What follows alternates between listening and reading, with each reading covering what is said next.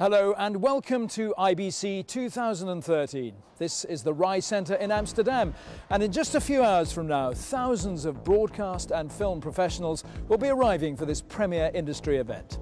We'll be here over the next 5 days to bring you news and features from around the 14 exhibition halls. You can see us on the web, on satellite, on your mobile, in your hotel, and of course around the show itself. You're watching IBC TV News. In today's programme, we'll be looking at the current state of the broadcast market. Growth is up, but there are big regional variations. Big data and the second screen are buzzwords here this year. We'll see how top industry figures view the latest developments. And as the 3D rollout begins to falter, is 4K or even 8K now the future of television?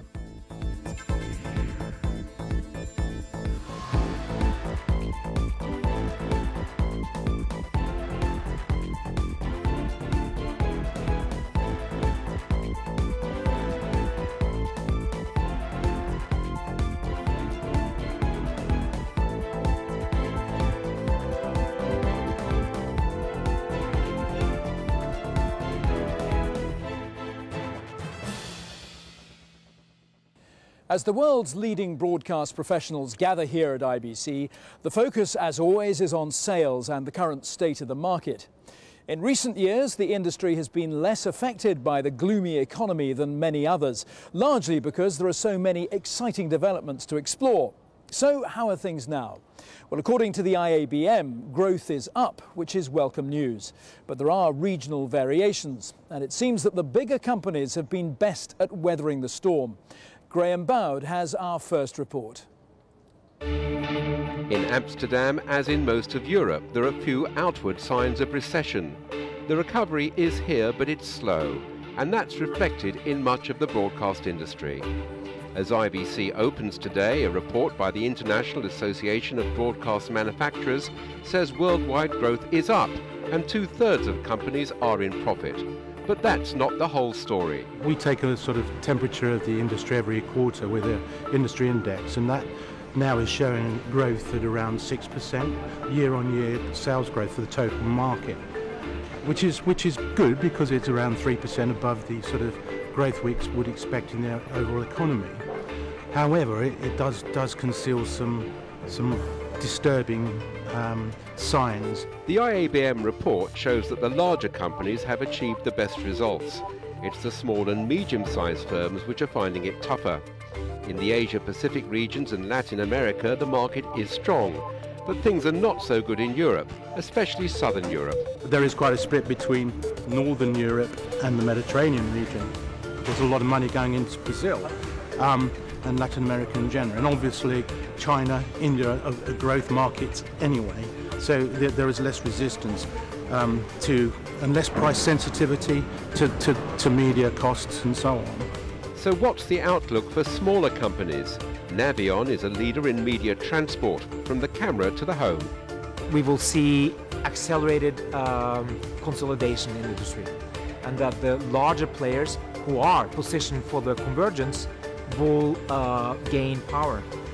And if you have a smaller or less critical mass as a company, and you haven't moved forward towards more converging IP technologies, you will probably struggle, in my opinion. So how do larger companies view the broadcast landscape? For us, as it relates to how do we align with today's needs as well as ensuring that we're participating in the future, is different from a startup. There's a lot of broadcasters, frankly, that are looking at leaping from analog to IP, and IP is going to become a big part of every broadcaster's business inside the studio to how they deliver content. And so I think you're going to see us look to lead in the way we're delivering technology over the next 5 to 10 years as these traditional broadcasters evolve their networks from analog to digital and eventually IP. So as always, it's new technology which is driving growth, and that's what IBC is here to showcase. Some commentators fear that traditional broadcasters are lagging behind developments in IPTV, but that's not how it's seen here. I think broadcasters are very innovative people, and they take on disruptive technology and they make something of it. We look at what's happening with the second screen and big data. They're building business models from it. When it messed the newspaper business and other business up because they were frightened of it. We seem to embrace it more. Meanwhile, in the world of cinema, high frame rates will be among the big talking points. Technically now it's obviously happening, and there's certain producers that really are very keen on the idea, but creatively there's quite a lot of controversy about whether it's really adding to the viewer experience. So I think part of that big screen emphasis is looking at both high frame rate and the conversion systems for 2D to 3D. That's probably the big focus there. So as visitors head to the Rye Centre today, there's much to think about, and also much encouragement for the industry's future. You're watching IBC TV News. Now, a recent addition to IBC is the Leaders Summit, which takes place on the opening day of the conference. This is a forum for some of the industry's most respected figures to have their say. And they do so in private, without fear of their candid views being reported in the media. That summit took place yesterday, and although we didn't go inside, we did pick up some clues as to what came under discussion. Emma Ailes has this report. Gathering at IBC, the who's who of broadcasting. They're here to share their ideas about the future of the industry. But so secret are those discussions, they happen behind closed doors, away from the prying eyes of the media. We can give you an insight though.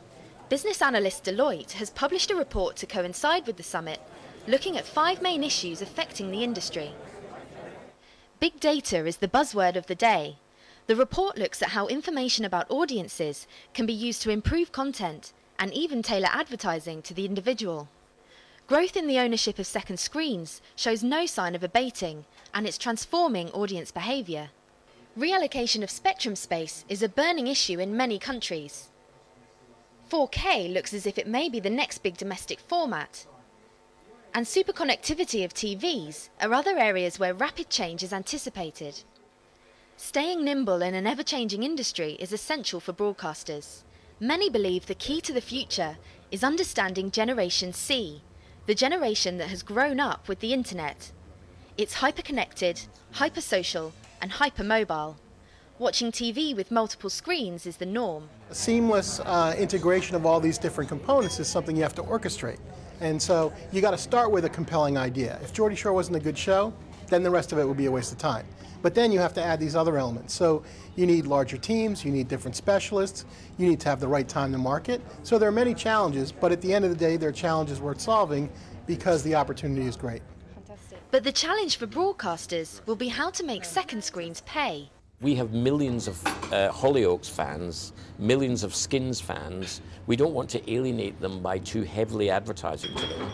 On the other hand, I'm sure there are things we can do which are to do with sponsorship, to do with subscription, to do with heightening ad rates, which will increase the revenue that comes from online activity. Some people talk about the death of TV as we know it, with internet TV and apps replacing channels. But one thing's for sure, in a world where technology is constantly changing, for broadcasters, it's survival of the fastest. Emma Ailes reporting there. Well, with me now are 2 people who've been a part of that Leaders Summit, Paul Lee from Deloitte and Hossein Yossai of Imagination Technologies. Paul, first of all, from Deloitte's point of view, what do you see as the greatest challenges facing broadcasters now? Well, one thing about the challenges is that there's lots of opportunities in the sector, and all of them, in terms of addressing them, are the challenges to them. So, for example, big data is something which is changing lots of industries. The response from television is to understand exactly which bits of big data to appropriate. Also, what we've got happening is the growth, the proliferation of second screens and third screens, and the challenge is how best to use those to television's advantage, because applying the right technologies in the wrong place gives the wrong answer. The key to all this, of course, is making a sound business model. Yes, that's absolutely the case. So technology itself is a fantastic development, but consumers only respond to technologies which they want to use. And when you look at things like the personal video recorder, the expectation a decade back was this would shatter the TV schedule. What's actually happened is people have used it to watch more television, not less, but at the time that they want to use it. Indeed. And Hossein, I know you're particularly interested in the use of the second screen and how will that develop over the coming year and beyond? I think from my point of view, the television can continue to be the central platform for engaging with consumer if it embraces the rest of the channels. Certainly programs that engage with the younger people through tablets and phones are going to be very, very critical. I always remind people, certainly in my household, if you look at what's going on, you see everyone has a second, certainly I don't, but most of my kids have a second device, and they engage with TV, but they're doing other stuff as well. And I think if TV embraces that and engages with people through that combination, it will continue to be the central platform. You're an engineer and you're an inventor. Are you developing those technologies? Oh, plenty. I think one of the key things we are doing is making sure all the capabilities that you need for delivering the content, whether it's high quality video or apps or interaction between those, is in all those platforms. So our graphics or video or connectivity technology is heading to all of these platforms in equal force. Paul, just very briefly, this first year of Ultra HD TV, do we really need these ever finer images? Does the viewer really notice it? Do they benefit from it? Well, I think there's a perception of what we need, and there's an actual need. So the history of television has been sets are becoming bigger over time, and the resolution has got higher and higher over time. And in terms of need, if you look at smartphones, tablets, and even computers, the resolution we're expecting from those devices has got markedly higher over the last few years. And what we're expecting is that some of that expectation will move over to the television set. Gentlemen, thank you very much indeed.